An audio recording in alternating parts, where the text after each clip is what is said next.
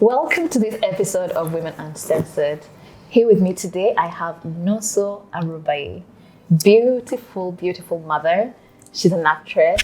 She's a model, among a lot of things. She's a TV host as well. She's just a busy, busy woman. Chinonso Arubayi, thank you so much for taking out the time to come with us. Thank you. And gracing us with your beauty as well. Thank you. You're such a beautiful host. Thank you. Thank you for having me. No, it's a pleasure. It's a pleasure. So, Chinonso, it's been such an experience following you on social media. And it's also been an experience following you as a friend. Can I call you a friend?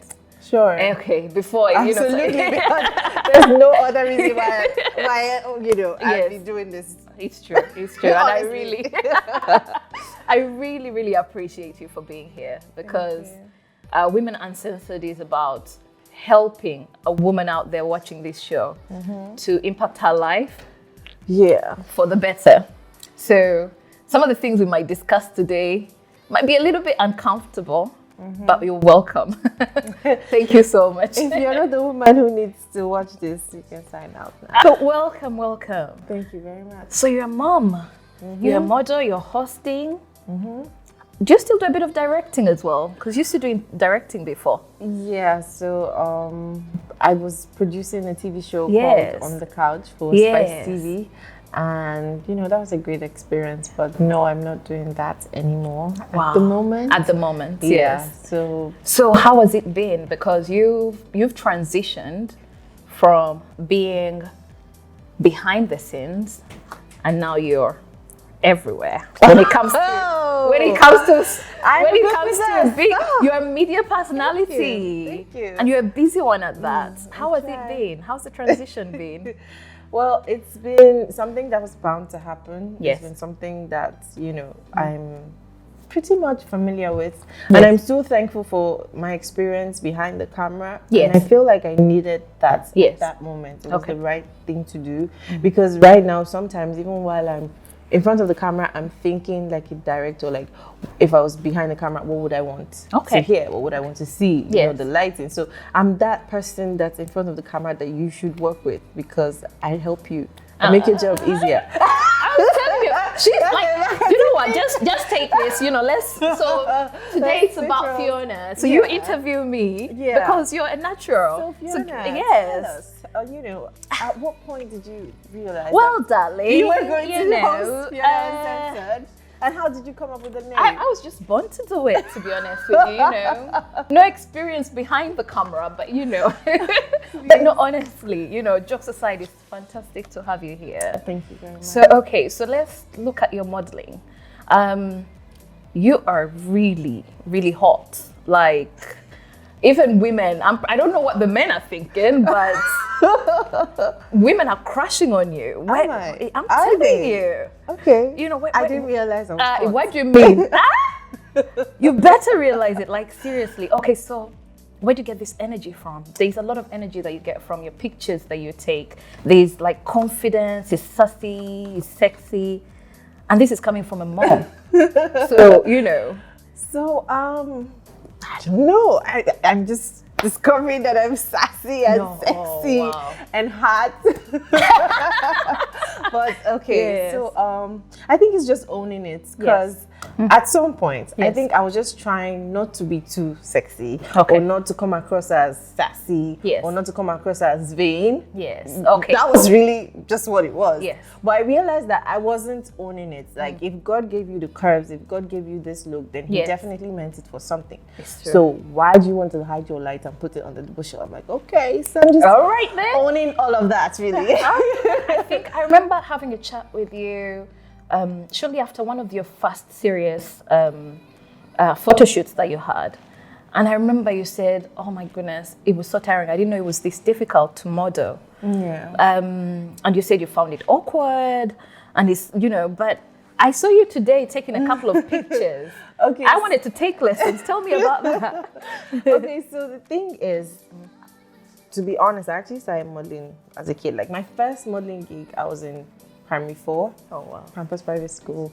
and it was for a TV commercial. Yes. Mr. Big's TV commercial. Okay. Mr. Big's is 10. Yes. So, you know, the feeling of, oh, everybody's watching TV, Secret of the Sand back then, if you remember the soap opera. And it was like, oh, I saw you. And then, you know, so, you know, that feeling kind of, that was my first modeling experience. After secondary school, I went in for pageant. Okay. And I actually won the Miss Teen Nigeria pageant at the time, which was huge. I was about 17 thereabouts. So it's something I've always really wanted to do. You know, been doing. Like, I'm that kid when the camera comes on, I'm like, oh, you're ready. You know? You're absolutely but I think ready.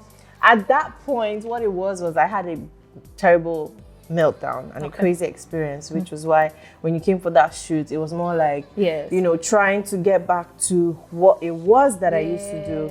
And it was pretty much a downtime for me. And it was a question of, what do you have in your hand? You know, what is that one thing that you can do? That, you know, going, you know, you have to search yourself sometimes. You have certain experiences and you're like, okay, what do I, you know, what do I do? What do I make out of this situation? So it was more a question of, you know, what do you have in your hand? And this is something that I always wanted to do. This is something I was born to do. This is something I've always been doing. Like if there's anything I've done for the past how many years of my life, I read mass communication. So it's not like, okay, I just stumbled on TV. Like it's like, it's kind of been there. The foundation was laid, you know, from the get-go. So. Oh, wow. Okay, so let's talk about this whole aspect of you being a mother.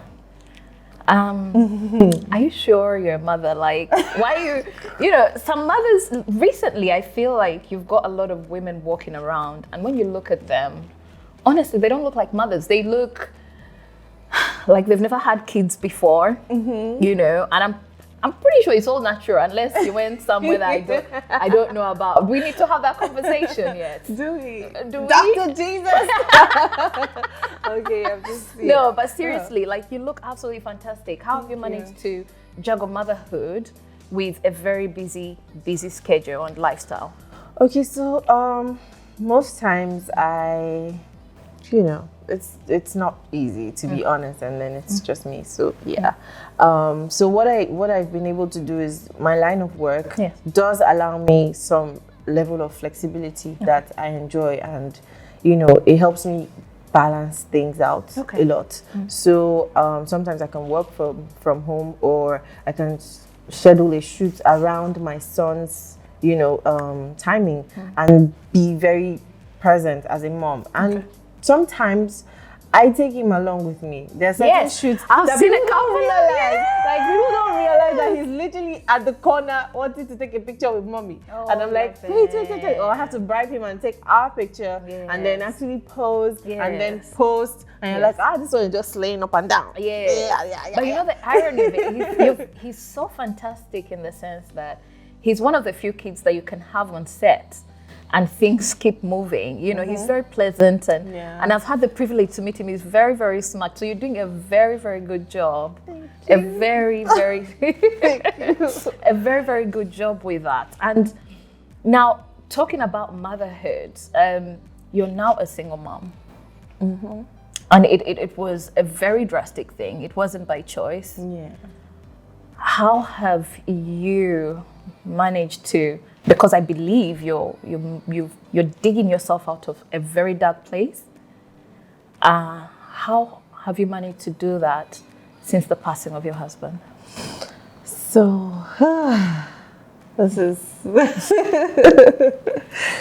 this is how, you know, I wish I could say that there was a formula that, you know, I mean, Fiona, because you know, like, it's almost like I could easily say, Fiona, you know what? You know, you saw me through, because you saw me when I was really like, do you know what? Dark in the deep, and there were times where I just needed a place to go and climb my head, and I'd come to your house and cry. You know, so. And we just cried together because what do you say, really? You know, it's a very, very tough experience that you went through. But no, so it's also miraculous how you came out of it, because you're still dealing with it. You don't stop dealing with, you know, someone that you love passing on. Tell me about it. And you're having a kid and trying to explain to your child that you love so much that, you know what, Daddy's not here anymore, you know. Some women out there are looking at you and they're thinking, wow, fantastic. You know, she's doing such a great job. But we also live in a society where people are also judging and thinking, is she supposed to be this vibrant? Is she supposed to be moving on? Because people look at you hustling, people look at you working hard as moving on. How have you been able to handle the heat that comes with that? Oh, well, I'd say I grieved 1,000 times when I lost my husband, and I'm still grieving 1,000 times after, because the truth is it never stops. Like, the pain doesn't just disappear at the click of a finger, or just because you're smiling now. Yes. You know, so do you remember there was a lady that you met, my neighbor, and she's a widow, and I think the way she explained it is her husband passed several years back, and she said it never ever goes away. And I don't think a lot of people understand it if they haven't experienced it. I don't think they really understand that, do they? It never actually goes away, and people don't understand it. And it's something that I say that if you've never experienced it, then just keep quiet. Yes. I remember honestly, because like a lot of people seem to have an opinion, but whoever has walked my shoes would understand. Like, it's easy to say, oh, you know, it's just 3 years now. Yes. It's even that 3 years. It's even that one day. Ask people who lost their husbands the day of the wedding. And there's nothing that takes away the pain. Like, you loved someone and you lost that person. That's it. It doesn't matter if it was 10 years. It doesn't matter if it was 1 year. It doesn't matter if it was 30 years. It's almost like you were robbed of something that was so beautiful. Yes. But how do I cope? Yes. It's very hard to answer this question. And I'm one side not wanting to cry, one side wanting to speak to the lady out there who's looking for strength. And it's like, take it a day at a time. That's the advice that my my pastor's wife gave to me, Pastor Ifeanyi at the Pharisee. She was amazing. Like, the church has been amazing. Been like a, you know, a stronghold or a backing, so to speak. And she told me, learn to live each moment in time. Take it one moment at a time. And when she said that, I just thought, you know, like, everybody had a lot to say. You know, when you're grieving, a lot of people come to you and tell you all kinds of, you know, stuff. They tell you, they give you advice. But one advice that stood out was, take it moments at a time. I didn't understand what she meant until there were moments when I would laugh and think that, oh, yes, finally, a smile, I'm laughing. And then the next moment, I break down and I almost want to just kill myself. And I don't understand why I'm alive. Like, so that's more or less, you know, depression, isn't it? Yes. If you're going through grieving, it's so it's like, it's so easy to, while you're grieving, it's almost like you're depressed, really. Because it's like, how do you separate grief from being depressed? And people don't even understand how sensitive that period is. Like, it's really delicate. So if you have someone around you who's grieving, the best you can do is just lend your ears. Like, just listen. As opposed to wanting to tell them what to do. Just listen, because you don't know the dynamics. You don't even know what the person is going through, how the person is processing it. Like, I went from, you know, shock, denial, like I because first off, the person doesn't have anything to say. You know, and then everybody just comes and like, do this, and like, you know, I'm trying to find myself in all of this, like how the one person you always wanted to talk to, the one person who you share things with is gone. This is like, you know, when the Bible says two become one. Yes, it's easy to say to death do us part, but that person who's gone has parted, but you are still here. And you're still walking and still experiencing, you know, the oneness that you shared. It's just the hardest thing to explain. So what do I say to those who are going through it? You know, time. Learn to live each moment at a time. Cry if you have to cry. find yourself, find your voice, learn to love again. And when I say learn to love again, people feel like, oh, I always say I'm emotionally unavailable. As hot as I am. Yes. And if you're a guy and you're watching, you're like, hey, babe, you don't see babe. Oh boy, that just took care of one of my questions. Okay. You don't see babe, I'm emotionally unavailable. Like, so you I'm just sorry, say, guys. I want to date, and I'll just be telling you about my husband. Yes. Oh, he did this. Oh, he will say this. Yes. Oh, so don't just. Oh wow. Hey, sorry guys. I really wanted to help you out and ask, but so that's a no, not dating, not emotionally unavailable because I'm learning to love me. Yes. Like what you see, you said, oh, you just see this aura, you're so hot, so sexy. I'm learning to embrace and love all of me. Like that's so beautiful. Everything about me, my clumsiness, my quirkiness, my personality, good, bad, everything. It's like starting all over again. It's like starting all over again, exactly. So, what you do have is an opportunity to start all over again. And the best thing you can do for yourself is to dream big and think of that one thing that you always wanted to achieve. And maybe focus on that because you've lost something. Yes. And so, fill up that vacuum with something that's super beautiful, something that you've always wanted. Yes. It might never be enough. It would even hurt that now you've achieved this and the person you wanted to share it with is not here. But what can we do? What can we do, really? Chinonso Arubayi. Thank you so much. I'm going to keep thanking you because I'm sorry. I'm really sorry. I'm going to keep thanking you because I know asking you to be here, I'm asking for a lot. I asked a lot as a friend. But I'm really hoping that someone out there, will I'm literally here. And you're like, okay. You're like, Fiona, it's because it's you. And it's because, there's someone out there that needs to hear what I'm saying. And I'm feeling like, you're not even making any sense. You need to calm down and articulate it and, do this for someone who's out there. But it makes a lot of sense. I think one of the things that you said that stood out for me is trying to console someone who's had loss. And I think it took me a couple of days after we hung out to know that, sometimes you just needed me to keep quiet, just come and just cry, and I'd cry with you. And, I'd be lucky if you had an appetite that day, So I think that's something that people need to learn, that, when someone loses a special someone to them, we should listen as opposed to constantly saying, it's okay, it will be all right. I think you mentioned that before, that can be annoying as well. Yeah, sometimes I literally had an outburst, and I do apologize if I ever had an outburst when you were trying to console. No, I'm good.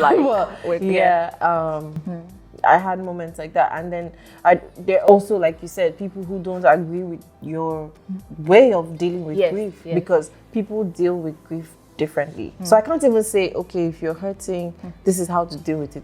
Yes. Everybody has their own path that they have to. For them, everybody has a path that they have to, walk. And people will judge you in, it's almost like you shouldn't even find strength. Yes. And then people will be like, and I was a part of that. And so I was a part of the aspect of people sending nasty messages of how you shouldn't feel a certain way or how you shouldn't have moved on. And it used to shock me that we live in a society where someone who's hurting is being told by someone who cannot relate, empathize, because even when you sympathize, it's not enough. Yeah. And they wanted to tell you how you should be, you know? So that thing, I found it completely ridiculous. It's almost like someone is down and you're like, stay down. Stay down. Like, if you rise above this, you'll be judged. Yes. So stay down. Do you know how deep that is? Like, that's from the devil. And what I do is, when I hear things and it doesn't align with God's word, or what He wants for me, or what He says about me, I don't care. I'd like, Because I need know to come who to I am. lessons for that. Yes. Like I know who I am, so you can't say, "Oh, you're not supposed to be." Check.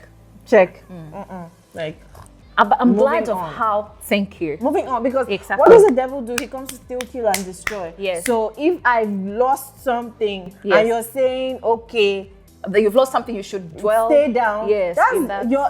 You're helping him to perpetuate his mission. Yeah. I'll tell you what. One of the things that has inspired a lot of other people, a lot of your fans, maybe you might not want to look at them as fans, but a lot of people who are following you, who are following your journey, they like the way you've bounced back, you know, the way you're pushing forward. Because for you, it's not just your normal hustle, you're actually fighting. Yeah. You're fighting to live, you're fighting to raise a child. And it's absolutely fantastic. Like, absolutely fantastic. You should keep it up. I'm so proud of you. Really proud of you. It's almost like an epiphany of some sort. Like, you know, 1 minute we're all here. Yes. And only God knows. Yes. So while you're in this moment, live. Yes. If there was anything I so desperately wanted to do, it was to just live, like beyond what people had to say. Yes. For one thing, I'm not the kind of person you put in a box. Like, you can't even say this girl is a this. Yes. And she's like this. I will shock you. Yes. Just because, you know. So I wanted to leave so badly, like, and I still want to leave, you know. Yeah. So beautiful. So leave. If you're going through depression, you know, you're grieving, you're going through a terrible loss, leave, because, you know, that's not what God would have wanted. For you to give up on life. Yes. So the future is looking bright for you, and I'm praying for great things. But before we round up, can you quickly tell us about the fact that you're trying to build yourself as an individual? I mean, we're here, yes, it's Women Uncensored. We wanted women to hear your story, but there's something even more important, and that is you being you as Chinonso, and like not being stigmatized, or everything always coming back to the fact that, you know what, my husband has passed. You want to build your own story, don't you? Tell us about that. Like, how do you feel the world is not helping with you moving on? Oh, well, I mean, there's the aspect of being judged and being placed in a box or being stereotyped. And there's also the aspect of, I mean, so my experience so far is, so there's pain and purpose, you know what I mean? Like, you go through an experience and there's a purpose for that experience, and you want to share. And I'm so sure that, you know, God has put me here to be able to share and touch lives. I love to do that a lot behind the camera, because like sometimes when I hear about someone who's experiencing a loss, I don't care where you are. Sometimes, like, I know I've driven to places that I didn't know how far it was. Like, I drove almost to the outskirts of Lagos because for someone I just met that I didn't even know. Like, like she just sent me a message, oh, do you know this, please call this person. And from a phone call, I'm like, you know, I'm coming to your house. And then I go and I talk to the person, you know, the person does feel lighter, and it feels like, okay, there's a purpose to this pain. But there's a part of me where it's almost like you go on TV and you share, and afterwards they carry it. And like, oh, she said this, misquote you or quote you out of context, and you know, you're being bashed, guys, don't come for my girl, okay? You're being bashed and judged, and it's almost like you can't even talk about your pain for someone else to learn. Now, there's a part of society who thinks you shouldn't even go on TV and be talking about things like this. But how do people learn? Like, there were so many things I experienced as a young widow that I'm like, oh my gosh, people go through this. Like, why didn't anybody tell me? Like, why don't people know about this? You know, like, why are people still stigmatized because of something that they didn't even have a hand in? And they'll be like, oh, she killed her husband, oh, now she's happy, oh, now she's rejoicing. Like, really? Let's not even get into that. Let's not get into that, because it's shocking what people say, really. It's really, really shocking. So you're now back, and like I said, we're expecting even greater things. tell us about the fact you're a mom and you still look good. What are the secrets? Tell us about, share your secret about your dieting. Okay, so basically, and your exercising. I'm always obsessed about my weight. I know you like but food. you know me, I'm a foodie to the core. So I think it kind of helps because I do love food and I know how it should taste. So sometimes when I taste something that's not nice, I'm like, nah. When I see something I love, oh my God, you go all out. Yes. So you know, just being conscious of the desired what's the word, figure or shape. Like you should have a goal. I think I just have a goal. Like my tummy, I'm trying to make sure I have 6 packs. Are we not all pushing for a 6-pack? So just having a goal and working for it, because some people have a goal and they want to look a certain way, but they're not willing to work for it. Like even if you went to a doctor to get your body done, you still have to maintain it. Yeah, you still have to maintain it. You still have to, you know, grow the lifestyle, so to speak, like grow into a lifestyle that, you know, retains or maintains or, you know, can keep the body. So what I do is I go to the gym as much as possible. I try to put in the work, because I mean, if you're on TV, we all know that it makes you look 10 times bigger. So guys, I'm slimmer. Okay, in person. I'm actually slimmer in real life. Just to let you know, that is there. 10 pounds extra on the camera. Tell them. Exactly. So I try to work out as much as possible. Yes. And then I try to have, you know, a healthy diet. Yes. That's somewhat balanced. But when I go out and I go all out. I go all out and I enjoy it, because like I said, live. Like I'm intentional about living. Like you have to be, I want to be able to live. So as much as I want a desired weight, I'm not going to just deny myself of everything. So I'm like, okay, if I'm going to take ice cream, it has to count. It has to be the ice cream that I love. So that when I'm working out at the gym, I remember that ice cream was fun, it was nice, it was mad, it tasted like this, and I'm working out, I'm like, so it's okay. Because working out actually it's a bit painful, isn't it? You put in a lot of work. I actually feel like sometimes you shock your body, you do something different. Yes. And it you know, it's great because it pays off. You feel lighter, you feel smarter. Yes. You're fit. It's good. Right? I've seen your workout. I've seen your workouts on Instagram stories. Yes, and it does really help. Inspiring. It did help me when I was dealing with, you know, grief. Yes. Grief, because, you know, I would do a lot of boxing, then I was training with Mayowa. Yes. And he would be like, Mayo Fit, and he would be like, you know, all that anger, all that aggression, you know, like hit me. So you just let it out. Remember everything that's been said to you and about you and, you know, against you, and just, you know, just be boxing and you know, fighting, like literally fighting. Wow. That's it. I think I need to try out boxing. Like, let on out that all level. That aggression. Yes. All that anger. Yes. I really need to try that out. So, I know you're involved in a couple of things. You're doing a bit of modeling, you're doing a bit of hosting, you're literally doing everything. You're doing acting. I feel like anything when it comes to media, if someone calls you, so can you do this? You're like, sure, you know, like you're very, your experience is really, really good. But what's the one thing that you love that you wouldn't mind doing it every single day out of? So like, to be honest, when it comes to media, that's always been my core. Like, so I can't even say just hosting and just acting. You know, like the mixture. Yeah, I love the mix because I think I get bored doing just one thing. But I really do enjoy acting. Okay. I recently saw you in a Nollywood movie. My girl was you were like a maiden. Yeah. They're called maidens. And you were serving them, literally, you know. And there were 2 guys fighting for you. That was fantastic. You know? What can a girl do? But on a serious note, tell us where you see yourself in 10 years' time. I mean, I see myself being a media mogul and owning it big in the beauty space as well. Okay. We didn't talk about beauty.